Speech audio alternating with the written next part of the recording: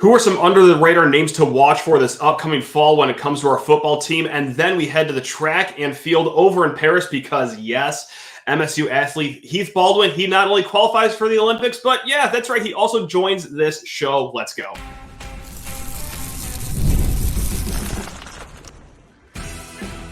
You are Locked On Spartans, your daily podcast on the Michigan State Spartans, part of the Locked On Podcast Network, your team every day.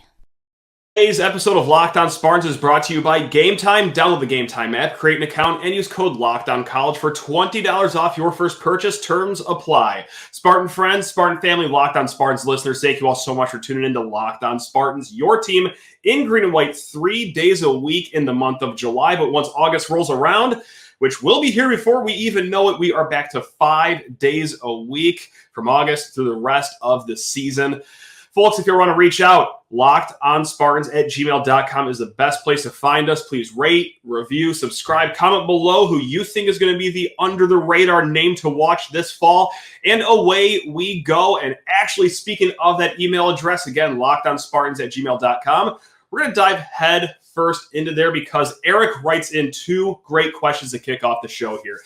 He writes, I have felt like Jaylen Smith is going under the radar as a player that could take a step up this season at wide receiver as he looked the part in pads during the spring game and feel validated after hearing Justin Thin reference him on the SD4L show as a player he, quote, has stock in for the upcoming season. Are there any other players you believe will begin contributing this season that we don't hear about often? So that's the first question we're going to hit here. And of course, we got some names that, hey, a lot of state fans might not know because, well, they played sparingly here or, they played more of a backup role last year. I don't have anyone as, unknown. We'll throw air quotes around that, unknown as Jaylen Smith. That's just a guy that played in 4 games last year, mostly in special teams, unless you kept a really close eye on what was going on in the field. And I forgive you if you kind of, tuned down a little bit at the end of the year last year. But yeah, Jaylen Smith didn't really have much of an impact last year as a true freshman. But hey, 6'2", 190 pounds. I mean, there's certainly some reps to be had at the wide receiver position, losing a lot of pass catchers from last year. Guys like Christian Fitzpatrick, Trey Mosley, Malik Carr, they're all gone. Yes, you do return your top wide receiver in Montori Foster. There's a lot to be said about the stock that Jerron Glover is building up right now. But hey, there is some open competition at receiver. And could the young gun out of Texas, Jaylen Smith, be that guy? Very well could, if you trust the words of one Justin Thin. And you guys know that I love that guy. So yeah, of course I'm going to take his stock too. Now, other guys, again, not as unknown as Jaylen Smith. You might recognize these names, but still, these are guys that, hey, if you're going to buy stock, do it now before they start blowing up this fall. And we're going to start here with Brennan Parachek. You've heard us talk about him throughout this offseason if you've been listening on and off to the show. But yes, 6'5", 255-pound tight end. 4-star out of Michigan a few years ago, out of Dexter. So it's a local homegrown kid. But again, 6'5", 255 pounds. That is the frame you're looking for at tight end. And he has the athleticism to go along with it. Now, you saw him sparingly last year. He played in 8 games, just 6 catches for 55 yards. He missed the spring showcase a few months ago. But this is a guy that, for 2 reasons, we're going to highlight here. The first reason is just the kind of player he is. Like, this is a good pass-catching tight end. Just like we said, athletic, very fluid for a 6'5" guy.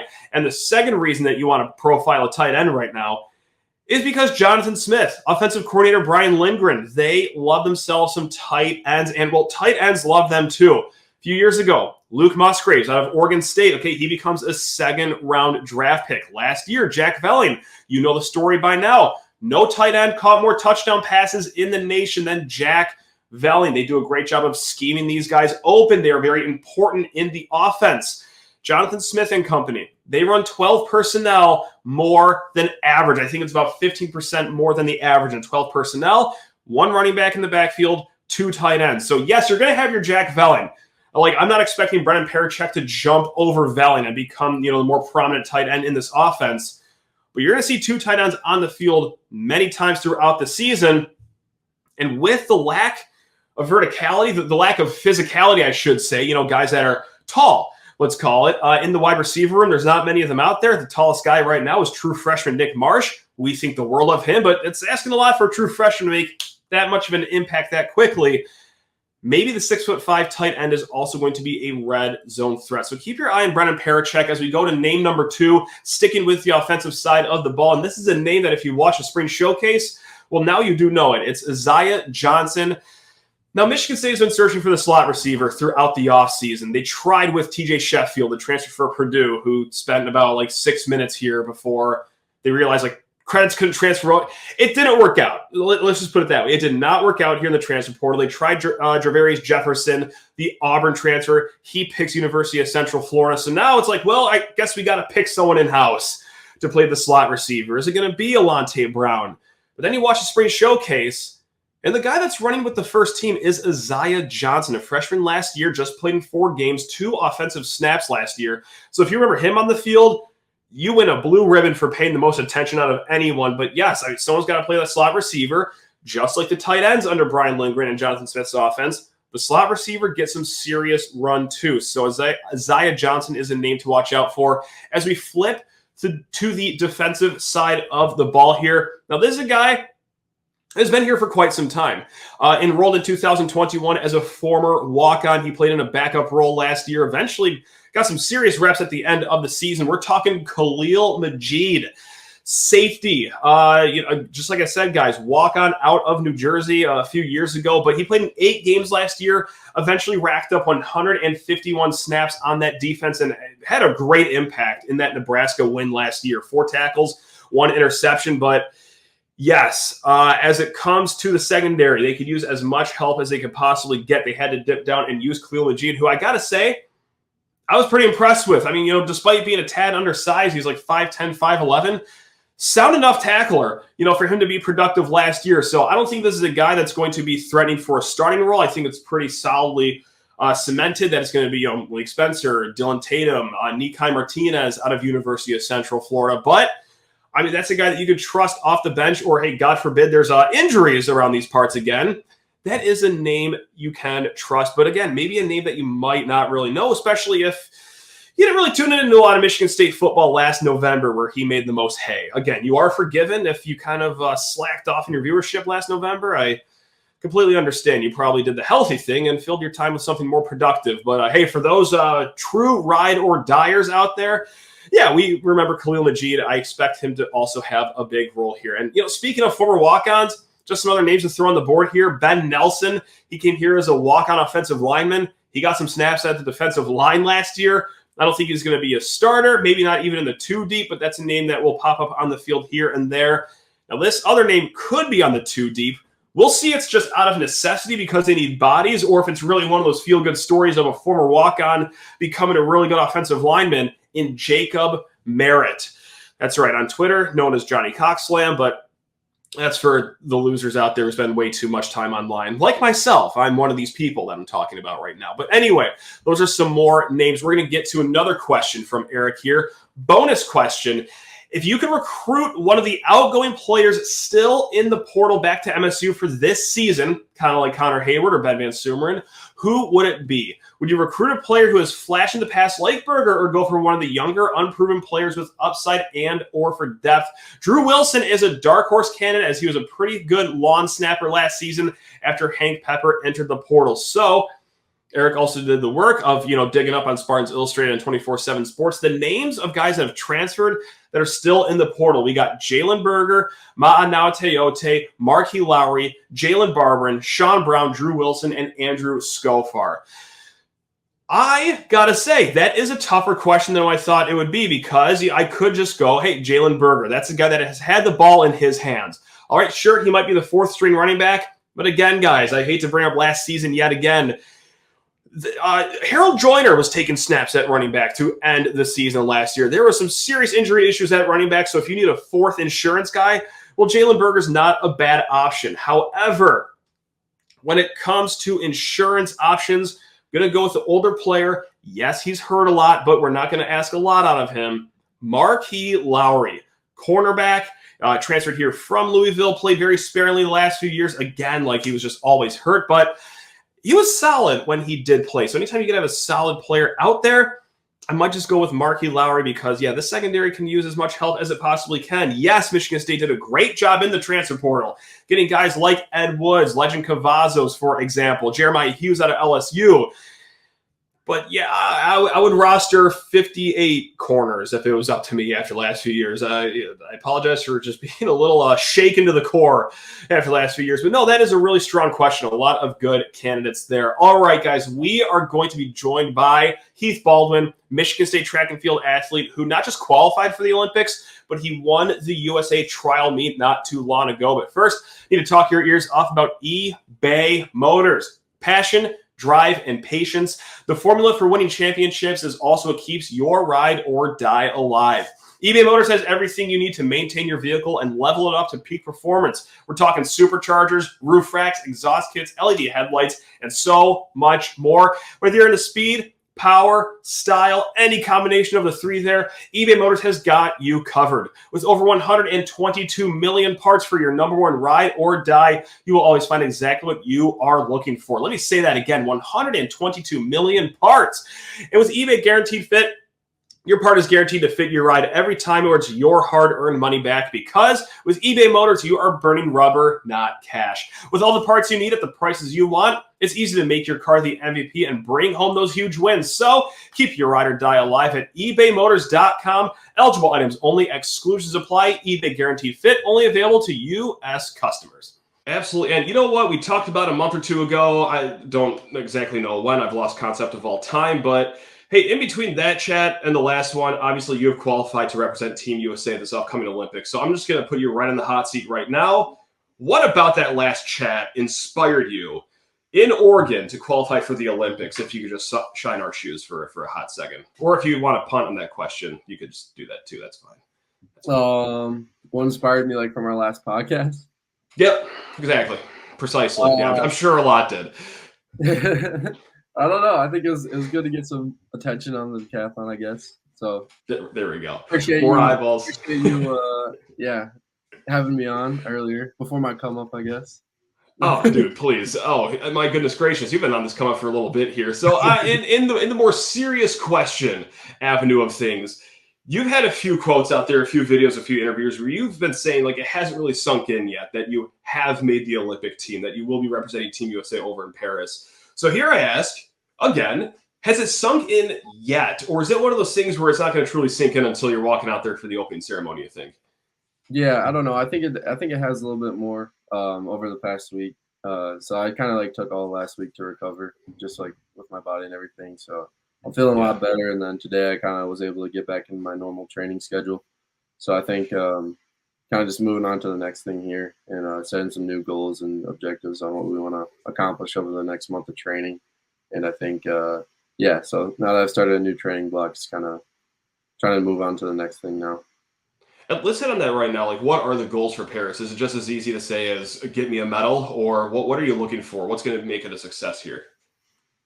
Yeah, well, I mean, my mindset going into every meet this year has been to go in and try to win. So I'll obviously say that to start off with. But I guess more realistically, obviously, contending for a medal is the biggest thing you can do at the Olympic Games. So just putting myself in the right positions where I can have a chance at maybe getting a medal. I think that's probably going to take about 8,700 points, which I think I'm definitely capable of right now. And with some more training over the next month, I think that's definitely something I can do. And going back to that USA trial meet over in Oregon, I know that the phrase, never in doubt or never a doubt is like thrown around so loosely in sports these days. But truly for you, throughout the 10 events, was there ever a doubt that you would just not only qualify, but also get first place in this meet? Yeah, maybe a little bit. I didn't really have the start that I wanted to. I thought I was going to run a bit faster in the 100. And then I had a pretty not a great long jump compared to how I've been long jumping all this year.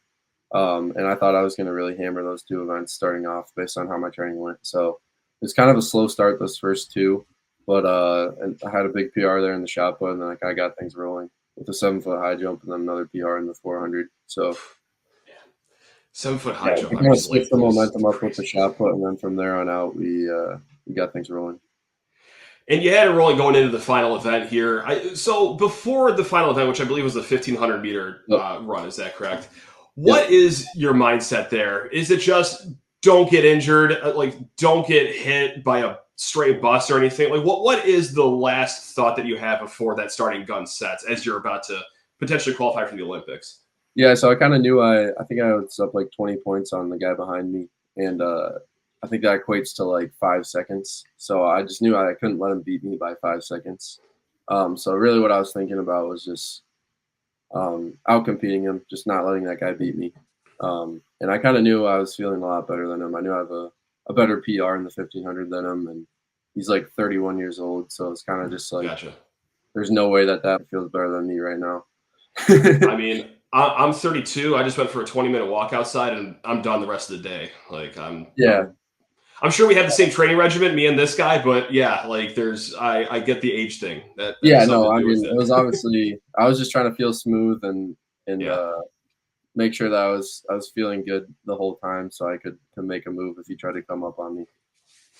So you talk about points and everything, and I've tried to look into like decathlon scoring and everything, trying to stay as in tune as possible. So here's the question: like, is it harder to compete in the decathlon, all 10 events, or is it harder to explain the scoring to your friends and your family members and idiots like me? Like, what is more difficult in the world of decathlon? Because that's actually a great question. That's a hilarious question. I think it might actually be harder to explain the scoring. Okay. Because it's pretty confusing, but if you just if you follow along with one decathlon, like I feel like you pick it up pretty fast. Mm-hmm. But like me explaining it, sometimes it just is like I can see how it's hard to understand. But like if you just like look up decathlon score calculator, like you can input stuff and it just makes it a lot easier. Yeah, I was trying to read up on it. When I got to like maybe the 600th word in the explanation, I was like, my mind and attention it makes it a lot easier. You just gotta look up like decathlon scoring table, and then you can just like input any like mark, and it'll tell you how many points you get, and like you can add it up. Easy does it. It's really not. It's not that. Yeah, that makes it a lot easier. So. Excellent. Or you just come in first at every single event and just make it easy for the rest of us. That's another. If I have more points than the other guy, I'm beating him. It's just like any other sport. Just whoever retires at the end of the day with the most points, you're the winner. Easy as that. That's simplified. I love it.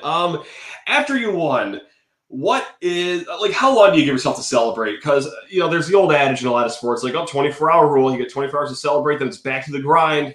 Back to maybe preparing for the Olympics. But how long did you give yourself to celebrate after qualifying? Yeah, so I was pretty beat up like right after I was done. I had a couple buddies out there, but I actually didn't. I was like a little bit too tired to celebrate and stuff, so I didn't really do anything the past couple days after that.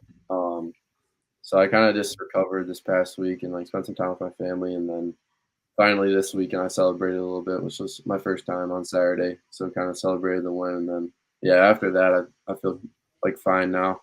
I got that out of my system. But I had a good time. Went to the Luke Bryan concert with a couple of my buddies, and it was a great time. There we go. Making it count. And so, I mean, speaking of celebrating with buddies, you had a teammate there competing alongside you the entire time, Ryan Talbot.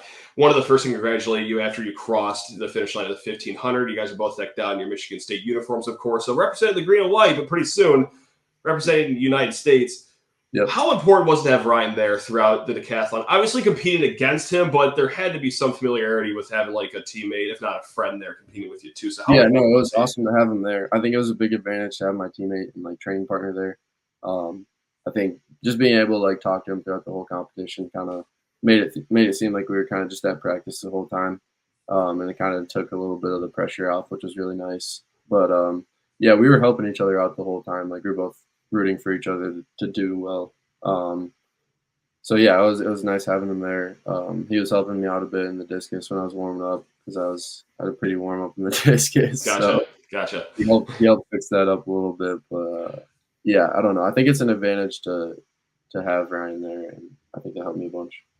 And how about MSU as a whole? Like, what have they meant in this whole process for you? I'm sure you've answered some form of this question 100 times at this point, but what is the best thing that MSU has given to you in your path to the Olympics? Yeah, I mean, they took like a big risk for like the NCAA track and field championship meet is like the biggest meet of the year for every NCAA program. So they let me skip that meet to prepare for this meet. It's just because it was a quick turnaround, having to do the decathlon 2 weeks in between or whatever. So that was like a huge risk for them. like if I would have not done well here, it would have been a really bad look for them in the program. So I was just happy that I could do well and like represent them well, because they took a big chance on me and it paid off. But they had my best interests at heart, which was really cool. But yeah, Michigan State's been awesome. I mean, obviously being able to get a full scholarship here and not having to worry about rent or tuition, and I mean, they're paying for my food, everything. I can just focus on my training. So I just had a great support system with like trainers, coaches, friends, just an awesome environment to be around East Lansing the past couple of years. And something like that, like, missing the NCAA championships to prepare for the Olympic trials, is that something that's just like a no-brainer? Or was there actually like a serious sit-down with, like, whether it's you and your family, you and the coaches or whatever? Was that actually a hard decision? Yeah, no, that was definitely a decision that took some time, and you had to get approved from some of the higher-ups. Just because, I mean, it's a big deal. Like, they've invested a lot of money in me, and the NCAA championship's like a big meet for NCAA programs. Like, you want to score points for your team. So yeah, that was just awesome. I had the opportunity to do that. I don't think many other programs wouldn't have let their athlete do that. So it was cool that they set that up for me. Still more to come with our guy Heath Baldwin, but first, Gametime, folks, the best ticketing app out there. Now, I've been talking about Gametime for quite some time here for a lot of reasons. Of course, the money-saving options throughout the week. Hop on. If you're going to go to a concert, a ball game, a comedy show, whatever has a ticket, hey, enjoy the flash deals throughout the week leading up to the event. Or for you procrastinators out there like myself, let's say you're walking up to the stadium with no tickets. Well, you're going to be in good luck with their last-minute ticket deals. They are just here to save you money. And also, guys, keep things straightforward. There are no mysteries, no gotchas with Gametime. This is not one of the ticketing apps where, oh my goodness, I've got $9 tickets. This is amazing. And then 58 clicks later, you realize, wait, why are these tickets $103 all of a sudden? Where did all these ridiculous fees come from? My goodness, I feel hornswoggled. No, not with Gametime. It's very upfront. It's 2 taps, and the tickets are sent straight to your phone. And again, guys, let's bring it back to the money saving, because when you download the Gametime app, create an account, and use code LOCKEDONCollege, you're going to get $20 off your first purchase. Terms again, create an account and redeem code LOCKEDONCollege, all one word, LOCKEDONCollege, for $20 off. Download Gametime today. It's last-minute tickets, lowest prices, guaranteed.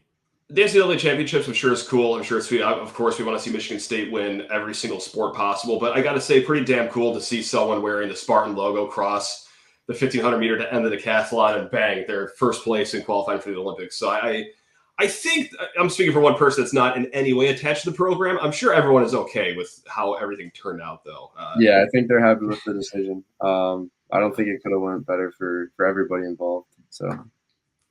And so at that meet, you had a PR in the shot put, the 400 meter, and the discus, I believe. Is that the 3 events that you had personal best in right there? Mm-hmm. So here comes potentially like a dumb question, but like, what events do you still have something left in the tank for in Paris? Like, of the 10 events, are there any that you think that you can make like drastic improvements on in the last month? Yeah. Because a month is only a certain amount of time, I guess. But yeah, take it away. Like, how much more can you get in certain events? There's a lot of events I got a lot more, and really expected the 100 and long jump to go a lot better. So I think I can make up a lot of points there. I think the 400 is going to be even better. And then the javelin didn't go great for me. I threw 66 meters, and I've thrown 71 this year. So that's about 150 points right there that I left on the table just in that event. So I think there's just a lot of things that I can improve on. I mean, there's stuff that went great, of course, as well, like a 213 7-foot high jump, and that shot put was awesome. But I think there's a lot more points that I left on the table, and I definitely don't feel like everything like went perfect for me. I just feel like things kind of went like average to above average on how I was expecting them to go, with obviously a couple of things that were like really well with the shot put, but it's not like I made up a crazy amount of points in the shot put. It's kind of just one of those events where it's not scored like insanely. But I got a lot more on the table, I think. So I'm really excited to get another chance to do it. Does that oddly give you like even more confidence, the fact that you didn't maybe even have your A game out there, like that somewhere in you is even more like, is that oddly inspiring moving forward here to Paris? Yeah, 100%. I mean, it was a really good meet. Like, don't get me wrong. But, sure, of course. But like, it's not like everything went perfect for me. Like, right. They say like in a decathlete's life, like some like if you have more than like 5 or 6 PRs in one decathlon, like that's like your lifetime. Like it's only happened like once in your life. You know what I mean? Like that's when you really put together like a big score. So, yeah, I think if I could do something like that, or even like string together like four or 5 PRs, then I could put together something really dirty. But we'll see. I'm sorry, my bad. So you had the 6th best score in the world out of like all the trial meets. If I read all this correctly and did my research properly, which out of anybody that's competed in the decathlon in the world this year. Okay, there we go. See, that's already a good start to this question then. Are you doing a lot of scoreboard watching? Like, do you look at what other times or distances people are putting up there, or are you just so siloed in your own thing that you're just focusing on maxing out what you can do without even worrying about what else is out there? Yeah, no, I'm not really like worried about anybody else, but I'm a fan of the sport, so like I'm always following along a lot of the other decathletes that are at the top of the level or whatever. Like I'm a fan of a lot of the other guys, so I follow along with a lot of the big decathlon meets that go on. So I'm always seeing like what people score, and I'm friends with a lot of them now as well. So it's just fun to see people doing well, and then I feel like a lot of the guys, like even a few of the guys ranked ahead of me, like I know them. I've trained with 1 or 2 of them, so like I feel like I know that they're pretty. Like I know that I can beat them, I think I can beat them. So it makes it a little less intimidating. So super open-ended question right here, but like just now what? Like I think the Olympics are August 1st, I believe. So is it nonstop training until you get on the plane over there, or what is the regiment looking like for you in the next few weeks ahead of Paris? Yeah, so we're gonna head training pretty hard here the next 2 weeks in East Lansing, and then I'm gonna head out to Germany on the 18th. I'm doing a training camp. Like Ryan's doing the Thorpe Cup, which is a USA versus Germany meet, like for decathletes. Gotcha. I'm gonna go out to Germany and train there for a week, and then I'm heading to Paris the 26th for the opening ceremony, and then I'll be there until the 12th. So I'll be in Europe for like almost a month. Now, this podcast doesn't have a lot of pull. Like, let's not get that twisted right now. But do we need to try to band together like as many fans as possible to come to your training sessions in East Lansing to try to simulate what Paris could possibly be like? Like, help us help you. What do you need from this show? Do you need us to flood the track and field area for practice, or what can we do for you here, man?